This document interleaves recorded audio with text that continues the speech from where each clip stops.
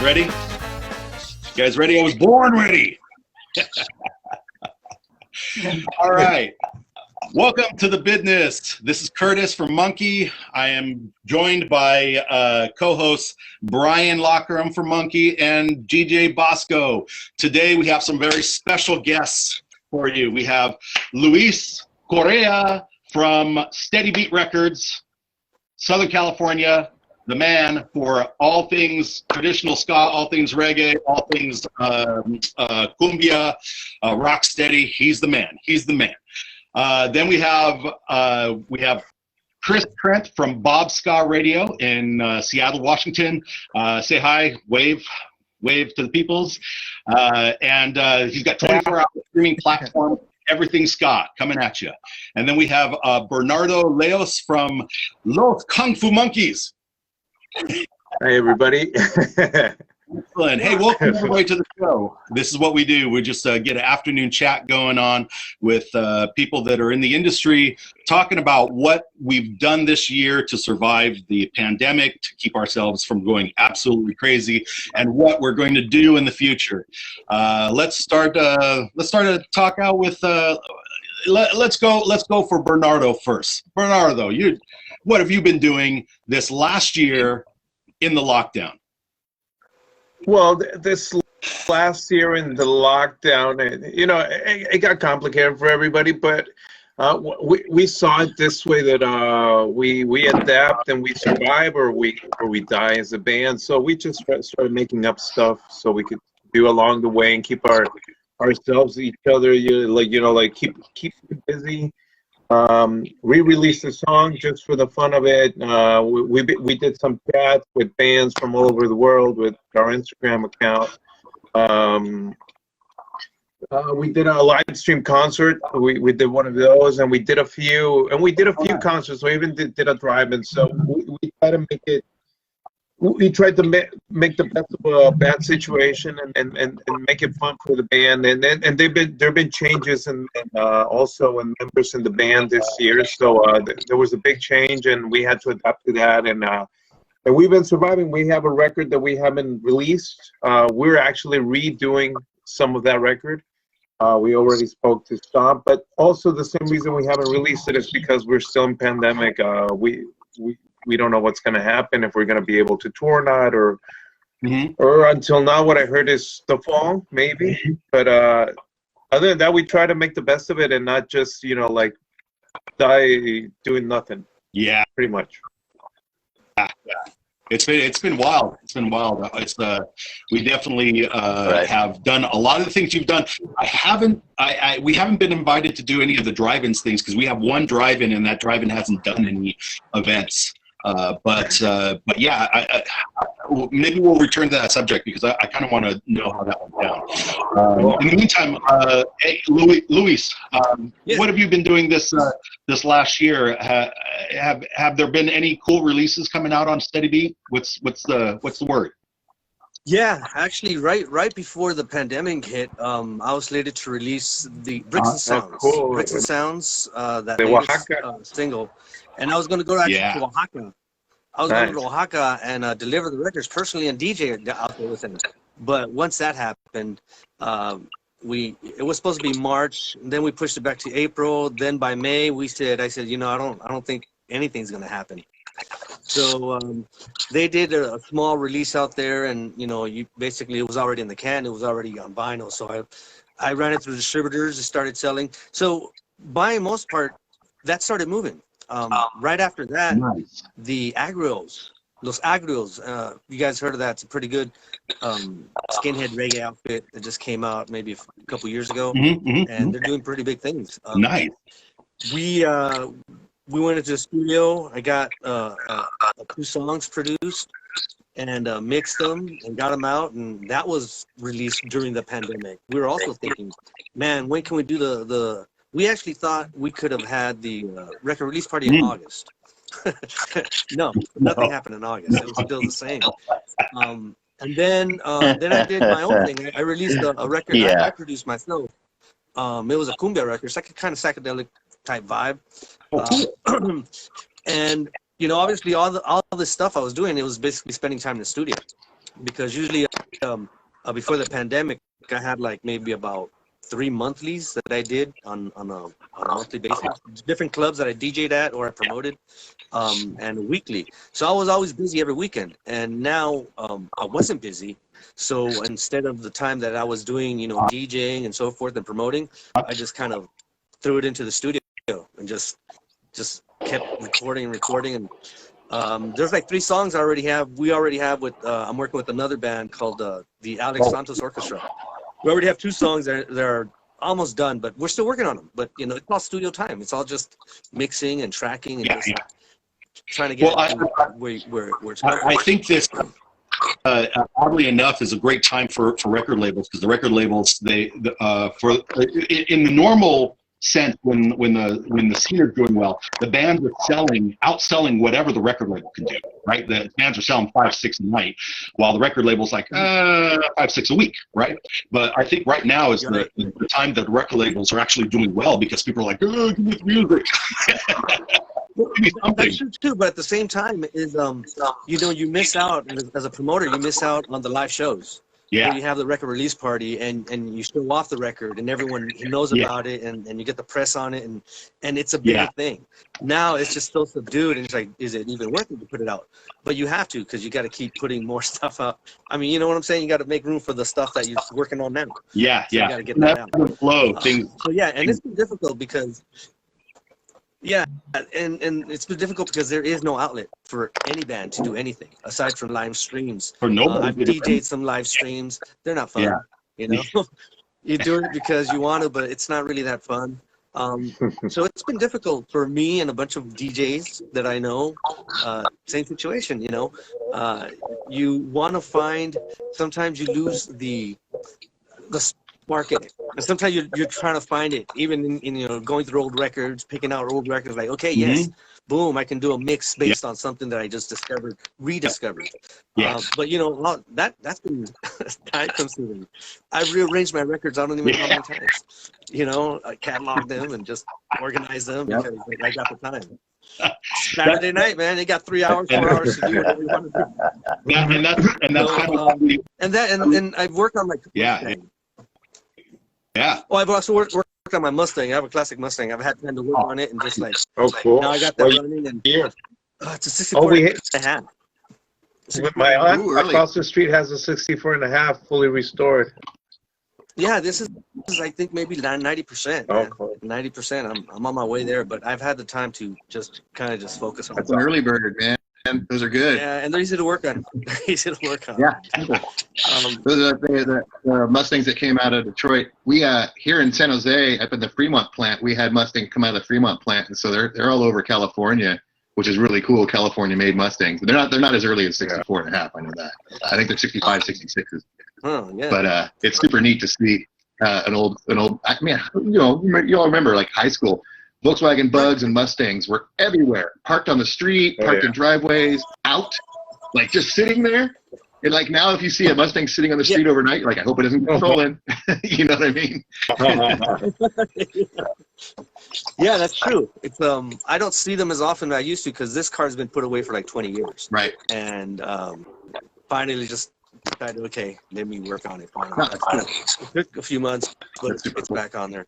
But anyways, yeah, like Bernardo was saying, it's tough right now. It's hard to get anything going because there's just not the audiences there, and it's putting on a lot of people, And the worst part about this pandemic has really affected personally myself and other people because you have close people that have passed. Yeah. Close people that are not there anymore. We're like, dude, what happened to that guy? We used to work together. He was my guy. He's not there anymore. It's like, whoa. So things like that kind of, if you see it firsthand, it really it makes you feel like we're not living in a normal time. But you got to try to be as normal as you can. Absolutely, yeah. Fellas, you got to keep it together. Do it. Trying to encourage creativity with stuff like this, right? Just chit-chatting online gets people thinking, gets the juices going. And speaking of juices, Chris, what have you been doing this year? I know you got your station is 24 hours. What else have any milestones? Not really. I think it's because it's been around for 11 or 12 years now. I did something when I had it around on the 10th anniversary, but now, I think now it's 11 or 12. I started it sometime in 2008. Nice. So it's just keep going. Nice. Just keep going. Got a steady base of listeners. I started it before Pandora or Spotify or any of those the streaming sites were around. It was hard to find a really good source of music with no commercials or a decent playlist and everything. They used to have a ska punk station on satellite radio, but they canceled it, and I started my station like the month after that. So there was pretty much no national outlet for these, especially for these small bands. Yep. For sure. So I get music from bands sell like 20 CDs. Absolutely. And you've got people, the people that are on today. Luis Correa. He might be able to get you some tracks, some new ska that you might not be aware of. Some of that American stuff would be. Shoot me a message. I'll send you some links. I'll send you some MP3s, man. Okay. You too, Bob? Yeah, and even Bernardo, when you do that release, you can hit up Chris and you can maybe do a special Yeah, for sure. I already have him on my list. Like I said, I work for a record label called Nacional Records, and we released a few ska things, and I was lucky enough to be there when they signed Tokyo Ska Paradise Orchestra, and I remember sending stuff to Pop Ska Radio before, or Mr. Senor Flavio's from Los Fabulosos Cadillacs. I know I've sent him some music from there before. So I always got him on my list. Great band. It's true. There's not many outlets. There's not many outlets for ska like there used to be in the '90s. And if you go to the internet, it's hard to find them. They're not out there as much anymore.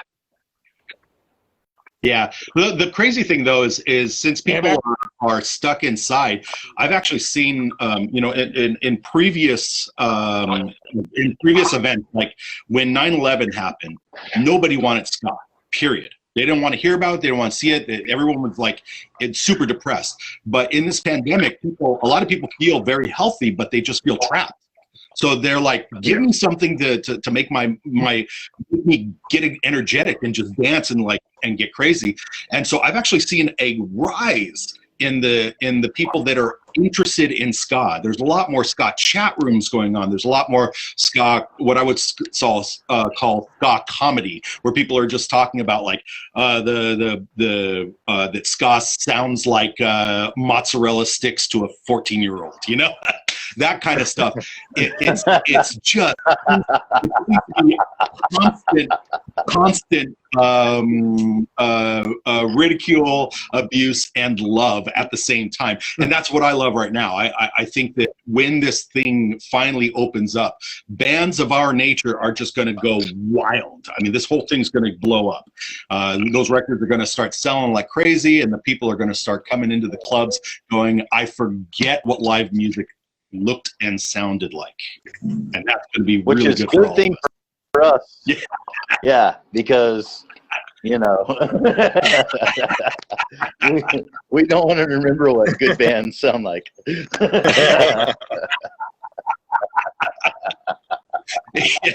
I'm not saying that world. You don't know what good bands are going to be coming out of. Imagine all the bands that are practicing right now. Oh yeah. Oh yeah. No, like practice. How many good bands are going to come out of this? That's true. Yeah. Well, no, I've said this in other chats, but not just new bands, but new relationships with bands that never would have existed before, just because we're all just looking for something. You got you got all the collaboration stuff going on. You got the guys from Backyard Superheroes out in Jersey that are running NPCs, and they're just chomping at the bit for us to come out to the East Coast. We've never had a band actually chomping at the bit for us, Monkey, to come out to the East Coast and play music. There's been bands that have been oh yeah, that sounds cool, we would like that to happen, but not just you have to come out here. When this is done, you come out, you play you go. shows, and like I'm That's seeing that true. everywhere. It's just I'm like seeing all, a all lot The of this technological advance allowing that to happen, that is for sure. great camaraderie that's come from this technology and this need to connect with somebody, you know. So I'm pretty excited about seeing what happens. I mean, I like the fact that it got everybody creative, you know. And I feel a lot of bands were being lazy until pandemic hit, and then they just started working their asses to do something, you know. Some of them were playing the same riffs, year over year out, putting out records, and now, we should do a song. They started doing songs, and they started doing other stuff. You know? I really think that people got the mentality with this that if they went through this hell of a year or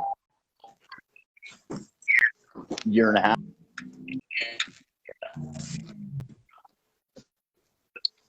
like now, didn't come out with. Is he breaking up for you guys? Yeah, he's breaking up for me too. Yeah, he's breaking Piece or new song. Roboto. Sounds robotic. Hey, Brian, you're breaking up. Signal. Yeah, your Yourself. internet sucks, And- Brian. In the satellite. That's kind of Your the laptop, but general. Because you're breaking talking up. a little, Does he acknowledge that he's breaking up? like, I learned how to sew, I don't think he even noticed or I learned that how like he's actually breaking up. No, he Yeah, probably he's doesn't. He's like, exactly, man. to garden. I'll chat. Let's see if Delayed. He's got it delayed. learned a new skill. Well, Yeah. this, I don't know if everybody knows that Brian's in Hawaii, so it doesn't really Do matter what something he says and- because he's in Oh. paradise right now. So oh, right. They're talking shit about Hawaii. yeah, he'll get it. That's what a lot of people He'll get it. I just I'm going to be in Hawaii and in San Jose listening to across the the ice cream board truck are go between La Cucaracha and Christmas music a month after Christmas. coming out of this. Is he still Better going? yeah, he's still going. He's still going. So He's like letting it all go, but nobody's Oh, I think listening. he got it. Oh, He did one of these. He's like, Love you, Brian. Come on. The technology's not perfect, but it's still fun. It's still fun. Hey, Bernardo, we had a crazy time on that tour, the ska parade tour. that was interesting. What was your favorite thing about that tour? I mean, I enjoyed every bit of it. I like hanging out with you guys. Shows were good. And others better, you know. But I mean, I enjoy going on tour. I know not everything was perfect, but until the point we were in the tour, it was great. We were having fun, and yeah.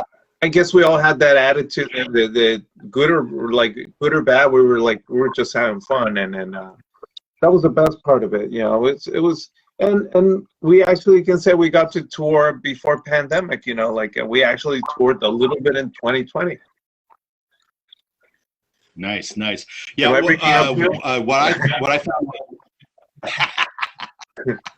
I'm not breaking up. I'm good. I got it.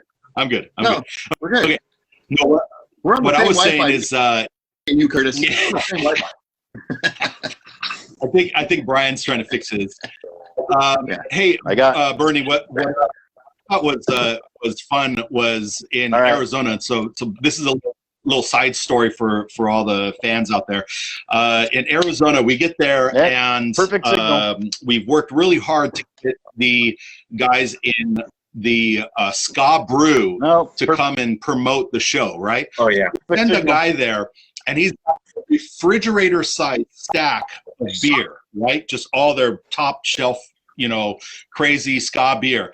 And he comes in the back room and he's got boxes of like free tchotchkes, right? Like pint glasses and buttons and stickers and all that stuff.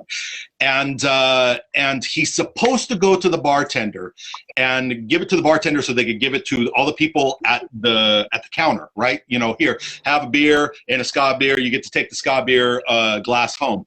But the guy, he didn't care about his job. He was just a hired on fool, right? So he walks back there with this refrigerator size, of stack of beer and a bag full of tchotchkes and goes, have at it, guys. And so the fans just got we just got stupid. There was this tiny room and it was just awash. There was this like beer puddle in the back room. There was beer falling and spilling everywhere. He got one of the metal signs that they were giving away. Yeah, it was insane. I got two. Oh, nice. By the way, I'm trying to get the Ska Brew guys to do one of our shows. I want to do like a brewers show, and get looks like Brian's gone. Oh. And okay. Sorry, Brian. Man. But I'm trying to get a show, one of our shows, to be just the brewers of ska. So we got Saint Stans, who does a lot of brewing and shows. They did a lot of shows for the ska community. That owner moved to Montana, and he's opening up a new place. And then I want to get Ska Brew, and there's a guy that does spirits in Northern California called California Gold. And I'm trying to get them all three on the show and get a discussion about brew, because why not, right? So a few things, actually, everything that goes along with ska. Scooters and girls dancing and beer and more ska music and girls dancing and beer and girls dancing and ska music. And yeah, so I mean, it's great. This is the greatest thing ever. I mean, like, it's the greatest gift ever is ska music, because it fosters all these other communities to come around and be a part of it. I think it has for me. Trust me on this. If you put a case of beer in front of me and I'm at a show, I will drink the case of beer. That's fact. Yeah, it's the circle of life. Yeah. Nice. So what else is going on? Do you guys see the crazy politics happen at the Capitol Hill? It's Oh yeah. Yeah. I never That thought was it would like be a something like that. Yeah.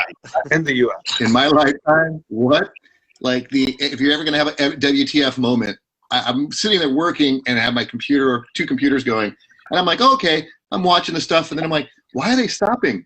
Why are they gaveling? And then all of a sudden I switch to another news station. I'm like, holy Christ, look what's going on right now. Like in real time, I could not believe what was going on. It's just baffling that it just happened in the United States, but I mean, we all know that, right? I mean, it's Yeah, for sure. What are your thoughts on it, Luis? Pretty crazy, huh? Yeah, I think they just I think it was planned but ill planned. You know, what happens after? You know, what is it was like a protest gone riotous, and that's all it was, you know? What happens now? Yeah. All these guys are they can't fly anymore, right? Yeah. They're on a no-fly zone now. what it reminded me of. I don't know. I can't. Is that movie? Bad for those guys. It reminded me of Yeah, for sure. Old School when Will Ferrell's character got super hammered. He goes, "We're going streaking. We're going to the quad. We're going streaking to the quad." And nobody followed him because he's like, "What the hell are you doing?" And it felt like that crowd was him times all those dudes with flags running through the Capitol. Yeah. And everyone's like, "Really? What the fuck?" And they're like, "We're doing it." They're like, "What are you doing?" Yeah. We're streaking to the quad. My friends were hitting me up and asking me, like, what do you think is going on? And I'm all, well, which one of those guys, which one of those mob members knows how to write a law? No, and Which one knows how to amend Yeah, it? That was Which one of them knows about the legality? what was That's what that is. That's way over. You know, what was surprising to me, and I think everybody's saying it, is why when the Black Lives Matter protests happened, they had all these kinds of armed forces, like, you know, like officers, and this time they just let them in. And that was a what the fuck moment. I was like, wow. But a lot of it happened to do with sympathizing inside the forces that let them in. Yeah. To taking selfies. People actually died on this one. On the other protests, were there any dead on the casualties on the Black Lives Matter protest? No, right? No, they rounded them all up. They rounded them all up early. They had like 5,000 cops, and they rounded everybody up. So there was no chance. But this time, the cops mostly, the ones that were doing their jobs are doing their jobs. The other ones, the sympathizers, those are the ones, selfies and like, come over this way. Like, what? You know, that's the thing that I'm like, what is going on? This is a crazy time. What about the senator that's like taking pictures of things and telling and tweeting that Nancy Pelosi has left the room, she's gone, blah blah blah blah, go follow her. You know, that kind of stuff. That's that lovely woman from Colorado who open carries, who is a complete nut job when it comes to anything. Absolutely. You got to see her. These guys You got to see her. You got to see her political campaign like cut. She has this video. It's like, if I go to Congress, I'm carrying a gun, whether they want me to or not. It's my right. Second Amendment. I'm like, whoa, you're crazy. Yeah. Like, you're super. Like, the like, with you is all you got to do because you are nuts. So maybe what we need to do as part of the entertainment community is constantly remind people not to go stupid like this. Take the high road, not the low road. I don't know. It's just baffling. You know, I grew up in a place that's supposed to be dangerous. I've never seen anything like that in my home. Yeah, nothing like that. No. Even when we had the BLM and the stuff downtown here in San Jose, where they were shooting off rubber bullets and all this, and it's still like, this felt like, oh man, like if I was ever gonna see this uprising of absolute wrong in my life, I had seen it. Yeah. That's when people like Luis have to bring their Mustangs inside because they don't want people crawling all over it. No, that Mustang, that was just there. But you know what? I had the feeling when I saw that, it gave me the feeling of like the riots in LA. The Rodney King riots. I had that feeling of like, this is so uncontrolled shit, man. It's like there's no control going on. It's chaos. It's just chaos, and no one knows what the fuck they're doing. Right. And that's what was going on. It's like everybody's running around, screaming and shit, climbing walls when there's stairs right next to them. I didn't understand that. Yeah. I think the word that comes to my head is completely misguided. They had some idea of what they wanted to do, but it was completely misguided. It was just not correctly executed like, okay, whatsoever. We're here now, and then what? Yeah.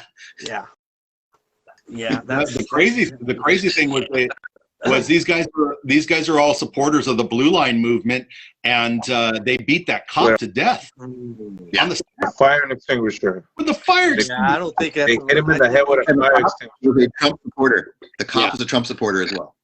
They beat him to death because he had a uniform on. So then blue lives sort of mattered, but didn't really matter at that point. And it didn't really matter who you were just wearing a uniform. So boom, there you go. And so there's like huge levels of wrong.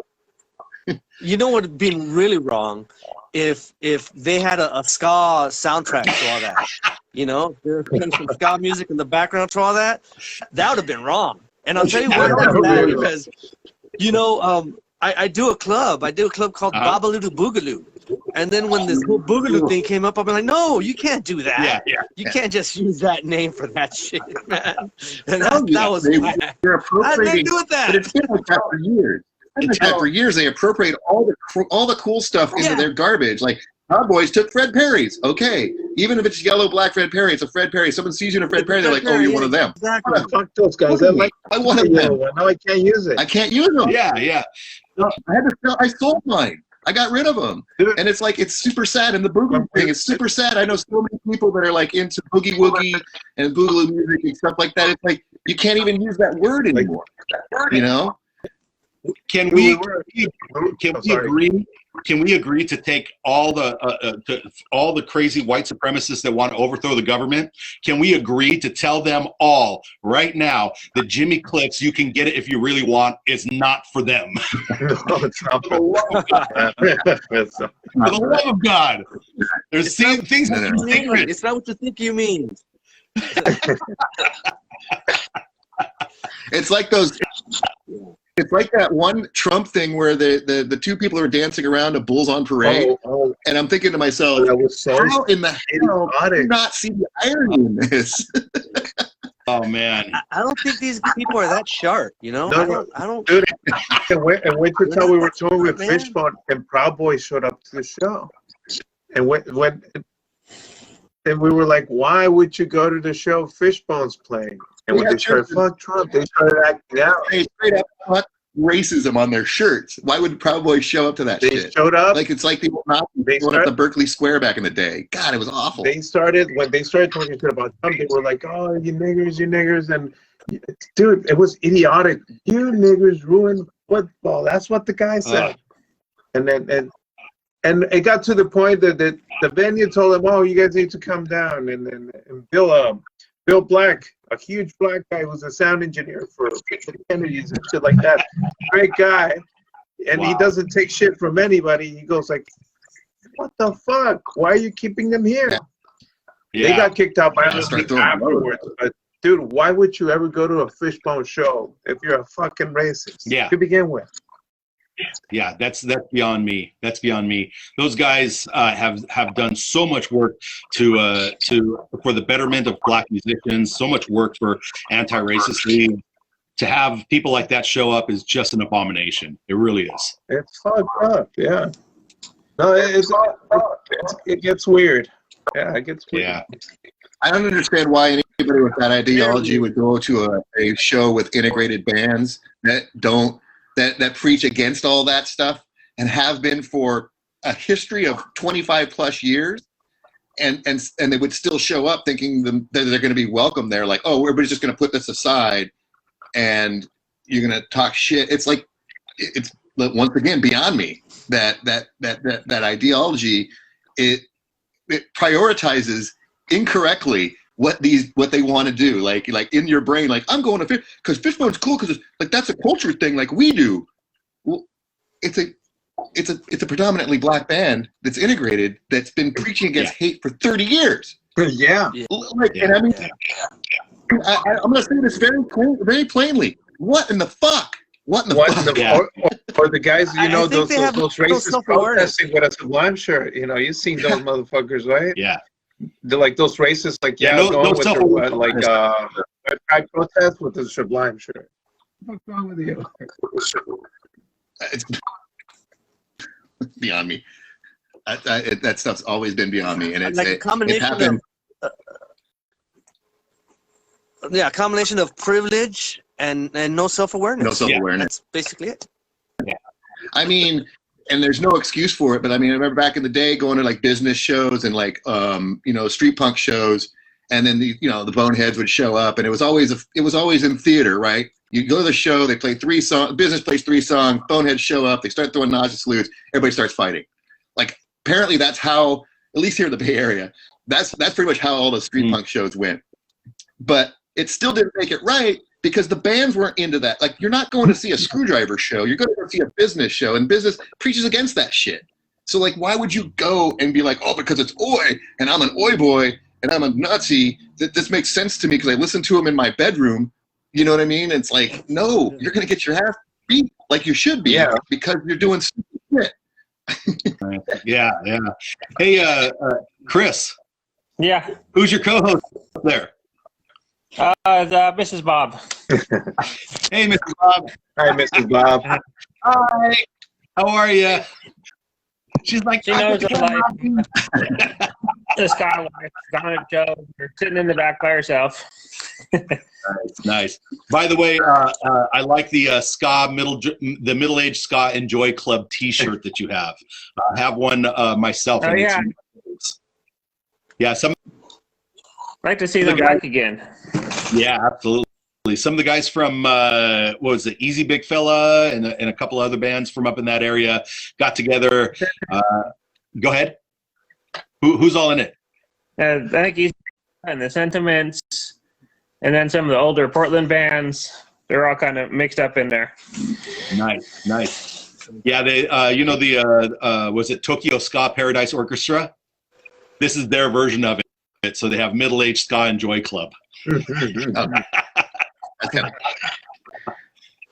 No, it's really great because those guys all come from like time-honored bands in the Pacific Northwest, and to see them is a real treat because you get to see like all the members that you like from all the different bands, all in one band. Just all-star band, huh? Yeah, it's all-star band. Yeah, kind of like the West Supergroup Standard Time kind of thing, right? Yeah, for sure. Oh, that's cool. For sure. Which was started because of Eastern Standard Time. Oh, really?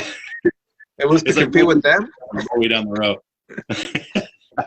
pre-pandemic. You know what I mean? You got to do East Coast, West Coast because that's the terrestrial thing. Now you can have a continental standard time band with everybody on a Zoom. Yeah.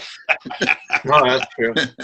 I keep trying to get people from Europe and the UK into the chat room, but they're like, mate, it's like 1 a.m. That's true. It's a 9-hour difference. Yeah. You know who I've been talking to is Roddy Radiation, Roddy Byers from the Specials. He wants to come on, but he wants me to interview him at 10 o'clock in the morning his time. That's 3 o'clock in the morning my time. Do it. That is going to be the roughest ride for me ever. I'm going to have like 5 mochas. Come on. You want to do that? I'll jump on that one. Really? You're going to be up there? Pull an all-nighter. Pull an all-nighter. Yeah. Cap it off with his interview, man. I'll do it. I'll do it in pajamas. I'll do it with a cup of coffee. I have no problem. When he played in San Jose, it was great. And you know what he's doing with the Two-Tone Museum in Coventry is great. And yeah, that's super awesome. And it's super cool. And you know the ska-billy stuff that he's doing, I've always really liked it. And any of those guys, I know that they've had a rift in the Specials, and I know that whatever. If any of those guys do anything, I'm still gonna follow it. You know what I mean? That was the band that brought me into this whole thing when I was like 16, and it's super cool to see him still around. It was super cool to see him, talk to him on the street in San Jose before a gig, just sitting there. I'm like, I'm standing next to Roddy. Yep. And like, a year earlier, I was standing next to Linville Golden. And I'm like, this is bananas. I wish I could get them all in the same spot, but like, it's neat to be able to, see these guys in their various incarnations. Nice. So it was really cool. I'll do it. 3 in the morning. Count me in.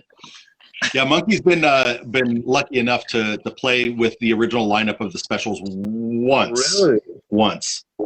Everyone except for Dammers. Yeah. So that was Bradbury was still alive, and Linville, and I remember that, and it was right when like Terry just came back, right? Like he came back. He just came out of his funk and he started singing again, and I was like, oh man, for sure. Yeah, we got lucky, but that didn't last long, of course. But if anybody hasn't heard about it yet, the Two-Tone Village is amazing. It's like this little, it's like an indoor-outdoor mall with a little walkway that goes through it, right? And little tiny doorways. And each doorway is a different like shop. And it's like, there's a shop of like just general ska stuff. Then there's a shop specifically of like two-tone stuff. And then there's an actual museum, and you can go and see like little displays and stuff that they have. They have a realistic display of Jerry Dammer's bedroom.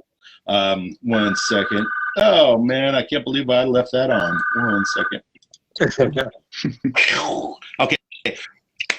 Yeah, they have a realistic setup arrangement to look like Jerry Dammer's bedroom, because they did all of their original writing in there and original street team setup in his room, right? Like doing all the labels and doing all the posters and everything. And they have the car from the Ghost Town video They got the car no longer runs. They took the engine out, they cut the car in half, and they mounted it to the wall with a big picture of the pipe that they're going underneath, the bridge that they're going underneath in the video. And you can sit in the car, sit inside the car with Roddy radiation and take a picture. You've done it. I've seen a picture of you and Lisa in that car. Absolutely, and he is damn proud to do it. He will show up there in the middle of his afternoon just to make sure that you get that picture. Right, and that is how. Oh, you've done it, and I'm chomping at the bit to go. But it is one of those things where I did meet him once, and it's no joke. He'll stop whatever he's doing, and he'll sit there and look you in the eye and talk to you and answer your question. I go, hey man, I got a dumb question about specialty. Like, shoot, go ahead, give them to me. Like, not an ego whatsoever on that guy. Nice. Super cool. Yeah. Super. Yeah. In fact, he'll probably talk to you about like, oh, my aching back. Oh, you know. Nice. Hey, Luis, what have you heard of any new? Actually, Luis and Bernie, have you heard of any new South American or Central American bands coming out? Like somebody that like the American audiences just need to absolutely see. There's some stuff coming out of Mexico City, some ska bands, but I keep forgetting their name. They've sent me some stuff, and it sounds pretty good. But I've got my plate full, kind of. Aside from putting out my own stuff, I produced some stuff for Bobby Joe. It's a new act coming out of LA, the reggae style, and some other guy named Mojo Messiah did some other cumbia stuff for him. So it's kind of, I'm kind of pretty busy out there. But the new South American acts, I don't know. There's that Peruvian band, Ska Vieja Esquina, I think, is a Peruvian band. Yeah, I think on the Supernova show. They're on that Supernova tour. Yeah, and then I think there's a couple guys out of Argentina. Argentina has a pretty good ska vibe, ska thing going on. I'm not on that frequency right now. I'm not. It's tough though. Even I was down in Chile for a couple of years and going back and forth, and really the only band that was really on any kind of radar was Gondwana, and I know they're more reggae than ska. Yeah, but they are they're great, and they've been playing for 35 years. But they've got a nice little rock steady beat to them every once in a while, and they just did a song with Michael Rose. They just did "We Are the Lions" with Michael Rose, which is a great song. If you like reggae style, but I do. But that's all I know about. I know Scott P. Big down there, right? Scott P. Yeah. Yeah, in Mexico City. Yeah. Scape or Scapi, what? I don't know what they with. Huge. Yeah. You know what's cool about Mexico and Latin America? This guy has always been a huge sound, and we still get those big shows, and even arena shows or stadium shows like Los Fabulosos Cadillacs were due. I remember them doing 2 stadium shows back to back, 50,000 people each night. It's still big.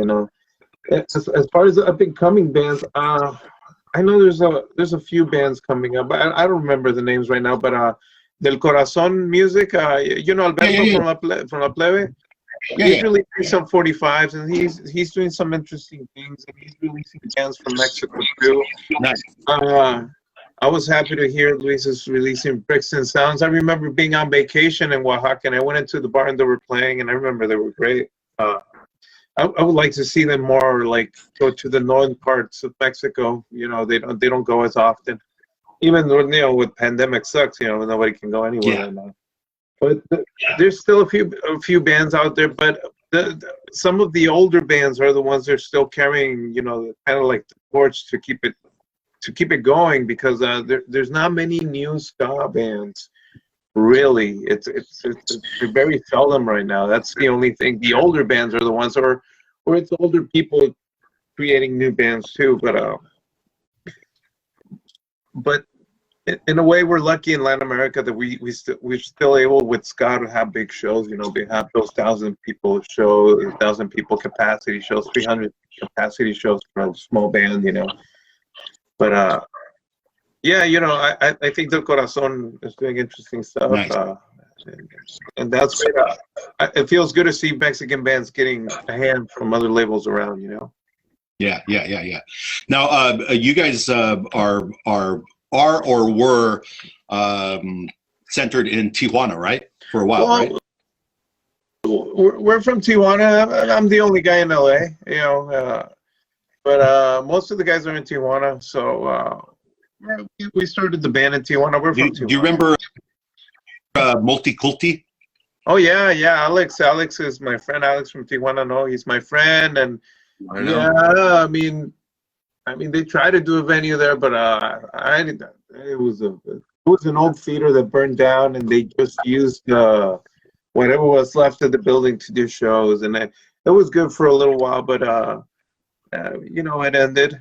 But there's still other venues there, like Black Box is a good venue. They work at keeping the venue cool, so people keep doing shows. Nice. It works enough for them because they're the ones struggling more than us. Yeah, like they can't do anything. And, For sure. And it's hard to have a venue in Tijuana like everywhere else, but in Tijuana it's really hard to have a venue that lasts that long. And Black Box hit 10 years this year, and this happened, and they're really trying not to fold over, and then they had to close the place. You know? For sure. And that's where people get creative again. Yeah. I remember we played there with Bad Manners. Oh, you Bad Manners. We play with you guys too. Yeah, I remember that. Multiculti with Bad Manners. I thought you Black Box. No, not Black Box. Yeah. Not Black Box. No, but I have to say that's the only show that I saw two things there that I thought I would never see. Number one, I saw a bunch of scooters drive into the show and do burners in the dance floor while the band was playing. I remember that show. We didn't. That's crazy. Yeah. I've never seen that happen before, right? And it's an old theater. The roof burned off of the theater, so the actual theater is not usable. But they do everything in what used to be the foyer, right? The lobby, where you go in. Yeah. The lobby, right? And so the band's here. There's a doorway. The scooters come in. They're peeling out blue smoke everywhere, and then they go and they park in what used to be the theater. That was amazing. The other thing that I've never seen before, never thought I'd actually see, is like a gangland drug war happen at one of our shows. Like a full-on, the dude blasts open the door. He's got blood dripping down his face, all over his shirt. And he's like, I'm going to kill you. I'm going to kill you. And they're like, you get out of here. And it's you got lucky. And the guy was selling coke at the club, and it wasn't his turf. And so the bodyguard just pulverized him, and he came into the room. He's like, I'm going out, I'm bringing my gun, and I'm coming back. You are all dead. And I'm all, we're gone. Thank you, Jack. A lot of people just talk, you know. A lot of people talk. You guys have your gang war. I'll be over here at the whatever low strip bar. What year was this? You remember? 2008. This one was, I think. Bad. 2009, around there. 2007, 2009 were the bad years in Tijuana. It got bad, dude. I could hear the gunshots in my house. I remember, and people being hanged from the fucking from the bridges and stuff. That was a full-on gang war that time. Yeah, I remember that. I remember the year after they closed the border and they told people not to go down there because people were getting beheaded at the border. Yeah, I heard that. Narcos were getting beheaded, not regular people. It was all mules. It was all mules that were getting beheaded. No, we had a rough time between 2007 and 2009 in Tijuana. It got really bad. Even we had a Bosco show, and at the end of the boulevard, we can hear gunshots. It was bad, but it got better. You know, it got better, and we started having good shows again. So that's a good thing. Hey, it's better than Compton right now. Or what is it now? If you go to Watts at night, that's scary. I don't think TJ is that scary anymore. No, TJ's never been scary for me. I've gone down there 100 times. I always had a good time. You just know who to stay with. You just say, yeah. I know you want. Yeah. They're going to the The alley. Go into the alley. Thing, it's like San Jose in the summer. You play the game whether you got to figure out whether or not it's fireworks or gunshots, and it's 6.5, 1.5 dozen the other. It's like, oh, that's gunshots. Yeah, that's gunshots. yeah, that one. And then fireworks, then a crack. yeah, or rat-a-tat-tat. Oh man, I'm so glad it's getting kind of wild here, but hopefully once the pandemic gets lifted, things will get back to normal because people are bored. They're bored. They're doing burn. Recreational fireworks again. Dude, every show's gonna be packed. I hope so. I want to bring you guys up here, man. Dude, we want to play again. We've been wanting. I mean, we were supposed to release a record, do a whole tour, go back to Europe, back to Australia. It sucked, all this not being able to do that. But it sucked, It sucked. And I know it sucks even more for bands who actually depend on touring for income, Yeah. In our case, we're not, we don't depend on touring for income. Yeah. Or make money. Nice. So, what are you guys all doing as far as getting the word out for ska and reggae and punk? What do you guys do? You guys have any ideas for like how bands should go about doing this? How record labels should go about doing this? How DJs and the like? How we should push the ball forward? Roll it forward. How do we do that? Let's do some brainstorming. Probably a combination of social media and word of mouth. Yeah, we have to go and do what the kids are doing, like those kids on that fucking TikTok shit. I fucking hate it, but our music's there. Like if you look for it, our music's there. It's a way to get it distributed. And it's a way for the younger people to get to know you, because these younger kids are not going to go and try to look for a record, or they don't even know what ska is. Oh, Gwen Stefani, she plays ska. That's what. Are you saying No Doubt isn't ska? How dare you? No, he's saying look for my new dance routines on TikTok is what he's saying. It's stupid, but I don't know why I haven't seen more ska dance routines on TikTok. It would be interesting because it's a very danceable music, and I see all these reggaeton ones, all these crappy ass ones. Why not ska? Okay, so there's a bachata. You see the bachata ones? You're like, what's up? Yeah, fuck There's this girl. She's in Mexico, I think, and she does a video from Monterey. Every day. She does a video of her dancing to classic reggae every day. She dances to cumbia too. She's always really She dances to cumbia too. I forgot her name, but I know which one you mean. That she's from Monterey, Mexico, I think. Dude, we should start doing that. She did a video for Mental Buru. She danced to a message to you, Rudy. It's a amazing. Oh, cool. Mental Buru. Yeah, she danced to that. And I was impressed. I heard that name the last few months. It's crazy to do that. That's awesome. They're from Bakersfield, right? Yeah. Mental Buru, Bakersfield. Mental Buru. Forever, like you guys, Monkey. It's been around forever. Veteranos. I've got tapes. I got Mental Buru tapes that I used to play on the Ska Boom show way back in the day, and it's like, because they would just come play through San Luis Obispo, like nothing, no big deal. Oh, Mental Brew is playing this weekend. They played last weekend. That's the little brew, right? That's the brew or something like that. Yeah, that was their thing. They always played. They played. I think they played it one time at the Rosencrown, which is long gone, and it turned into a pizza joint. But like the scene down there, man, was wrapped around slow brew for sure. Like every band went through slow brew. It was awesome. There was also Mother's Tavern and the Frog and Peach. Yeah, later on, Frog and Peach and Mother's. but like the big shows, the good big shows, like, you know, we'd get John Doe and X. We got Sublime through there. Like any West Coast tour that would come through and basically head down the highway through LA and then come back through the Central Valley would hit Slow Brew. And it was amazing. I went to school there and I was just like, oh, this place sucks. It's so tiny. But then I was seeing all these bands in LA the week before and LA the week after or whatever, for $10, $5, whatever, at a tiny venue, which was rad. So world class entertainment. What's that?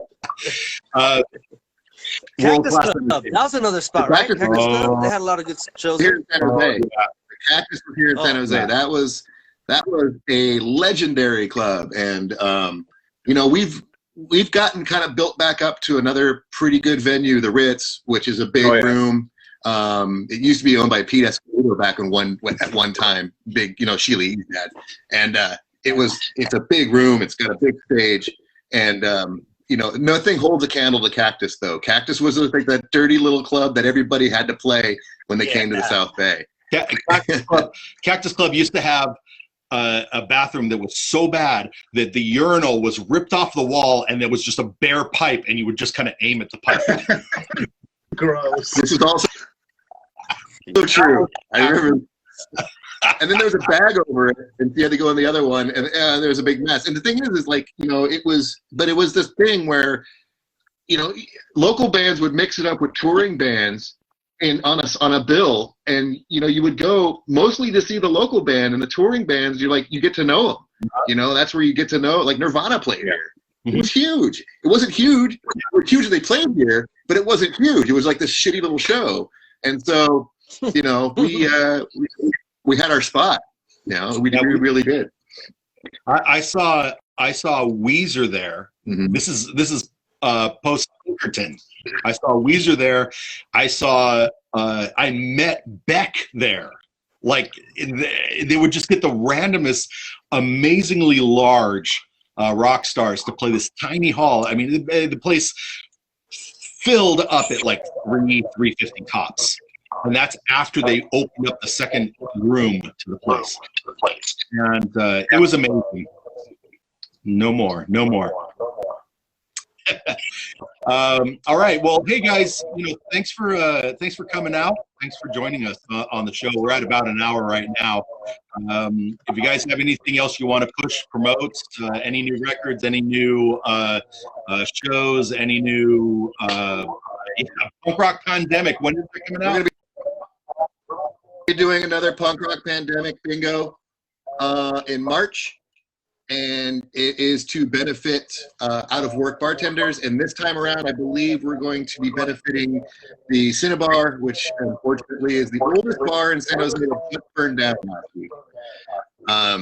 And so whatever we can make by me, DJ, and Punk Rock, and people donating to the bartenders, a big portion will go to Stacy, who owns the Cinnabar, to hopefully maybe rebuild it or maybe recoup whatever she lost. But that's what I've been doing as far as DJ stuff goes. And we have merch. And you can go to the Punk Rock Pandemic site, which is, I believe, Punk Rock Pandemic. I don't have it up there.